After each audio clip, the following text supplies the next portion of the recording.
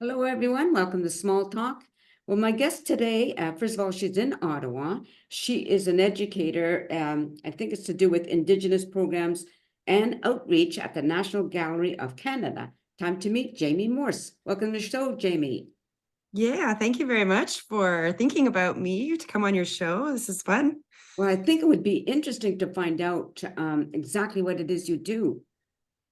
Sure, yeah.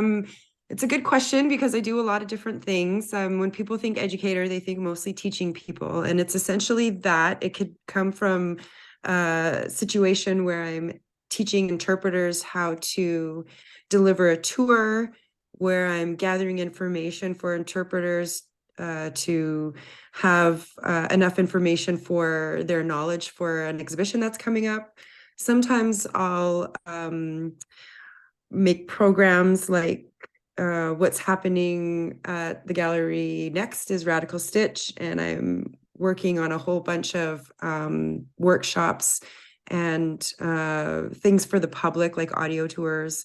I work a lot with the community, so my outreach is probably one of the most fun parts because I get to hang out with my community. I get to spend time in my community. And it's basically bringing the community into the gallery and having the gallery come out into community spaces. How did you get that position? I'm really curious.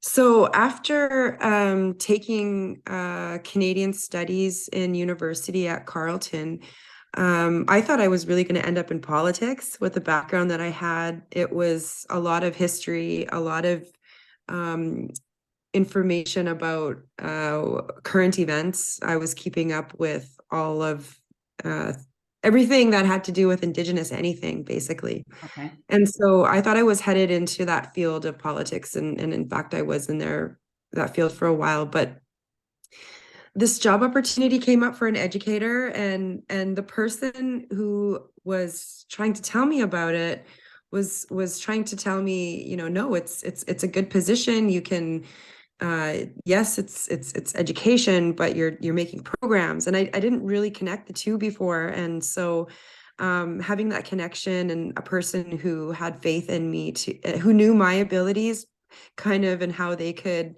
transform into another role, Mhm. um, that was really instrumental in my career and finding a space at the gallery. So Okay. that's how I got there. Yeah. Yeah, because I know, like, I was reading on your Facebook page that you're originally from, was it Lac La Biche? Is that how it's pronounced? Lac La Yeah, Biche, Lac La Biche. Alberta. And now there you are in Ottawa. It's Yeah, and you know what the craziest thing is?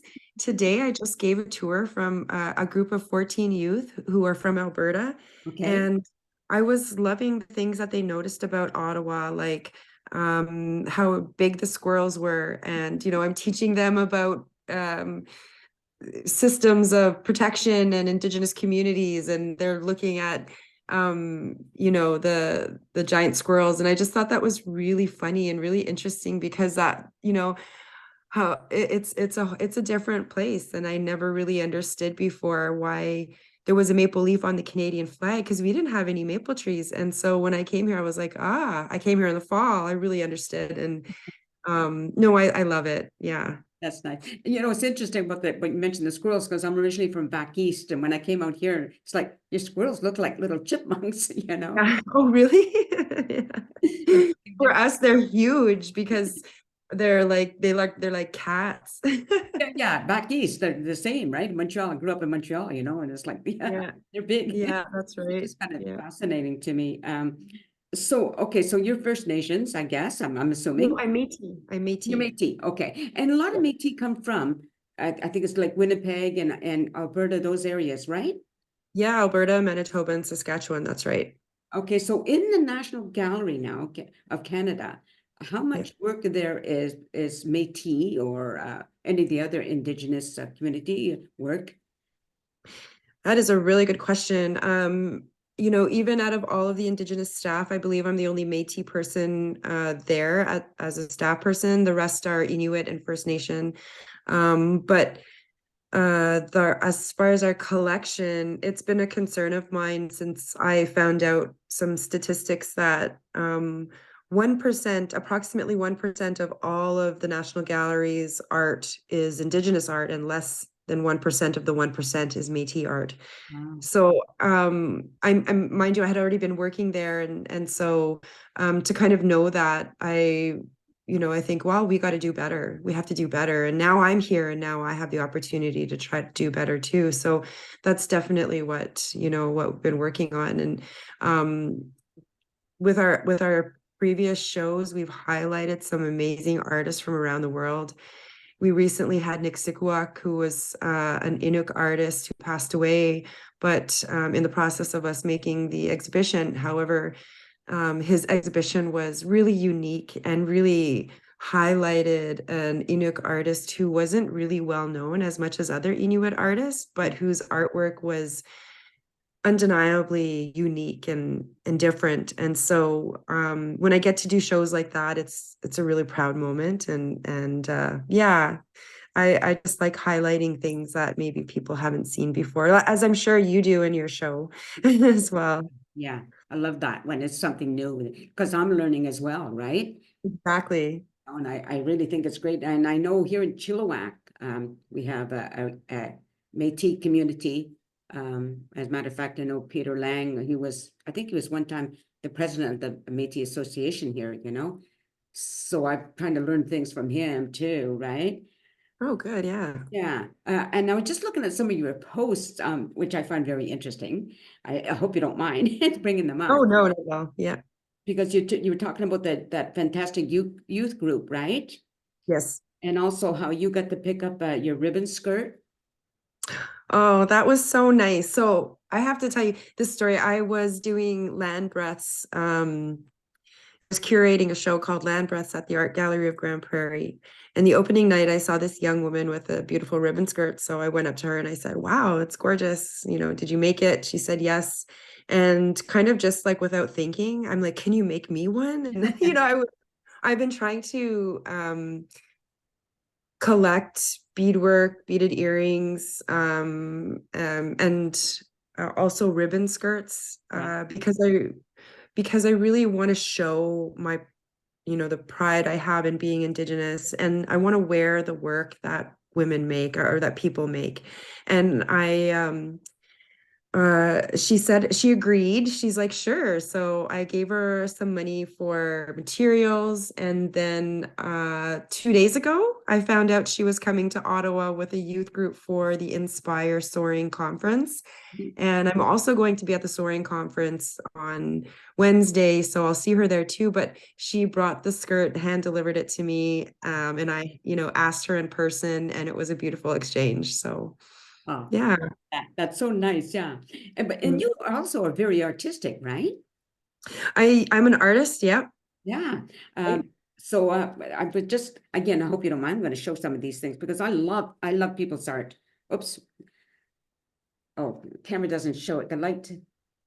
Yeah, you can go on Jaime Morse 2020 on Gmail, and you'll find that image. It's of a skull. And I made that one for my friend Jason Berg, who is a fashion designer. And I made another one right before that, and that was for I think it's for the Canada Council for Aboriginal Business, and it's for an award winner, Mark Little. And that would be his gift from them. Oh, right. Okay. So is that part of this same picture? Oh, sorry, it doesn't show it. That's the one that's for Mark Little. Yeah. Okay. Yeah. So you were making 4 of these. So I made those two, and then I have 4 more to go for Wabano. So Wabano Center for Aboriginal Health here in Ottawa is Mhm. having a gala on June 21st. Every year they have this wonderful gala. Last year we performed at it, and this year I was asked to be an artist, and I have 4 drums here. I think I have one that I can give you a sneak peek at. Yes, please. Um, I haven't even showed them yet, but I'm really proud of it. So this is the drum. You're not going to be able to see it because I have a filter on, but you get the idea. Yes. Yeah, and I'll post it in a little bit. So yeah. There's some beautiful work that you've been, showing that this here, this, what is it? Matching lanyard, next over beading earrings. I'm feeling, yeah, I don't know what do you call this? Yeah, so those are beaded earrings, and they're artist who's named at the bottom there. And I'm really hoping to procure matching lanyards with all of my earrings because Radical Stitch is coming. And like I said, it's about the pride of being Indigenous and really showing wearing the artwork and decorating my body with the artist's work. Yeah. Very good. Yeah. So what else do you have? Now, this is going to be, I should let you know, this is going to air May 10th. Okay. So if you have anything coming up that you want to share with everybody, Oh, I really do. I have a lot. So okay. yeah, I mean, if there's anybody who's going to Grande Prairie, Land Breaths is the summer show, or the spring show. So you can check that out. That's the Art Gallery of Grande Prairie, and it's about learning about Treaty 8 from an Indigenous perspective. So all of those wonderful artists who put their heart and soul into everything from skulls to photography, printmaking, and beadwork, painting, and other fashion, textile, sculptural work. And then Radical Stitch is a traveling exhibition that we're getting at the National Gallery of Canada in Ottawa. And if you're in Ottawa, you must come and take in that show because it's on until the very end of September. So that'll be an opening on May 16th. So if you're in Ottawa, you're invited, and it's at 5 p.m. And probably most of the artists of that show are going to be there. So that's fascinating. For that, there'll be a booth there where you can wear all your beaded bling and then take a picture in the photo booth. So That'd be cool. Yeah. Now, do you take part in getting the artists there, like inviting them to? a little bit. So the curators have already done the work of setting up the exhibition, and sort of the next hotspot on an exhibition run is the programming. What are we going to do for programming? So that's where I'm like in full throttle. The curators are also in full throttle by saying this goes here and this goes there, and this, placing the art in the institution itself. But I'm really one of the contacts for the artists. If they're going to be in town, they might want to have a workshop. They might want to participate in an audio tour. And then we're going to have spot talks. So all weekend on the 18th and 19th of May, there'll be artists from all across Canada and basically North America who will be standing in front of their artwork for 10 minutes, all at one time in one day, over 2 days, giving little talks on their artwork. So that really makes me happy and excited. Yeah, I would just think that would be so wonderful to get to see or be part of that. Like, wow, that'd be really, really interesting. One Yeah. question I want to ask, and it's not to be political exactly, but well, I guess it is. Do you think things are getting better for Indigenous people now? In general, I think that there's been a lot of changes. I'm hoping you say yes. Yeah.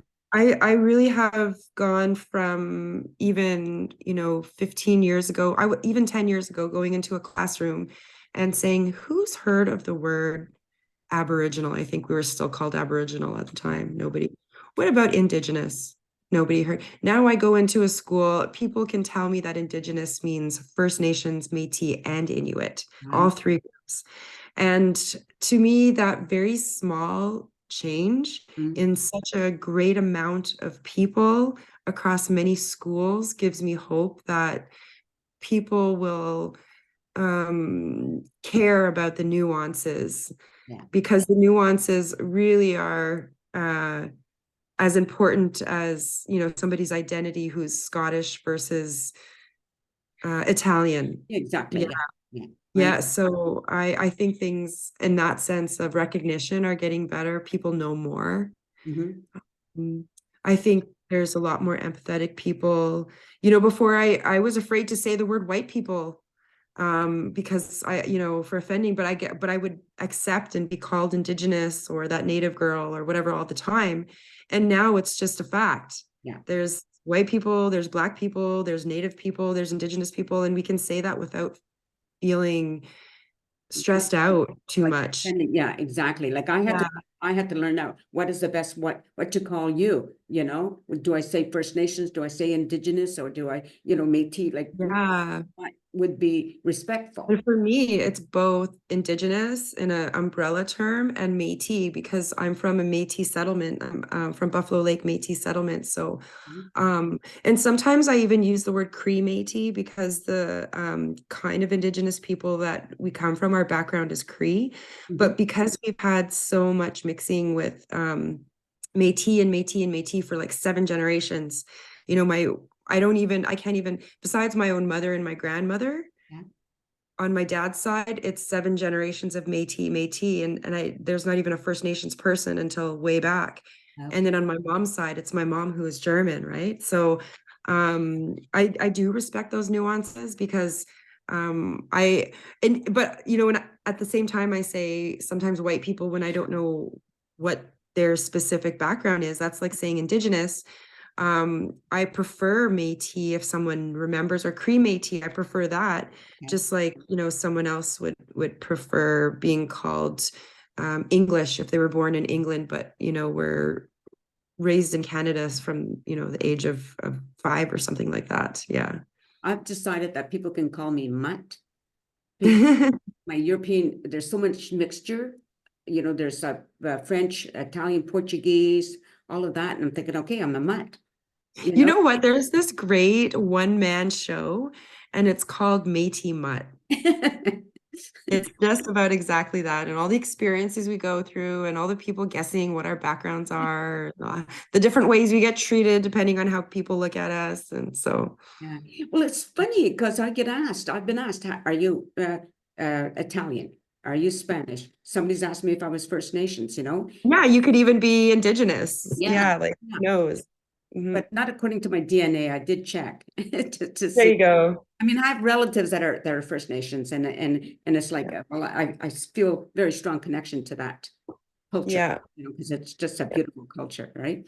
Yeah, and you can totally feel connected to it. And like just like I feel a strong connection to, so my grandmother's from Neuruppin in Germany, Mhm. and I've never been there, but I'd love to go there because I heard it was filled with lakes.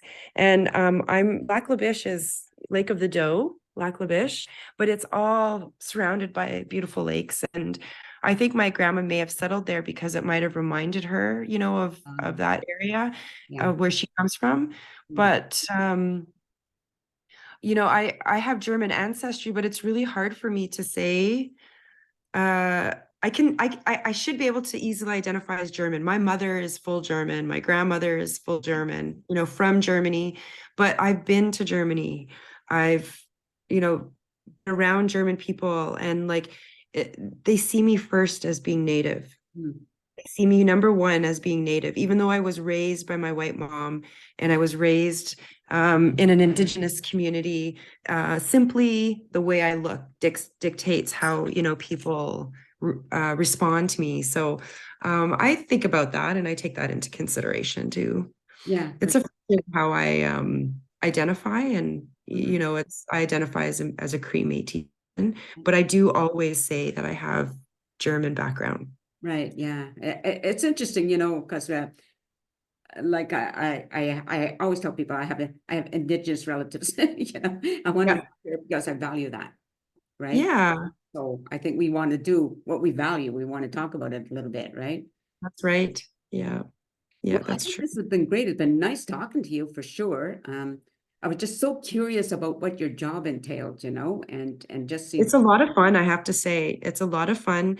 Sometimes it could be, we just came out, I feel like we just came out of a period of stress at the gallery where we had changing directors and Hmm. an entirely new department. And anytime there's changes, there's going to be stress. Yeah. And so there was a lot of stress that I feel like now I'm coming out of, and I can celebrate this show coming up, Radical Stitch, and in beauty, and just really enjoy my job.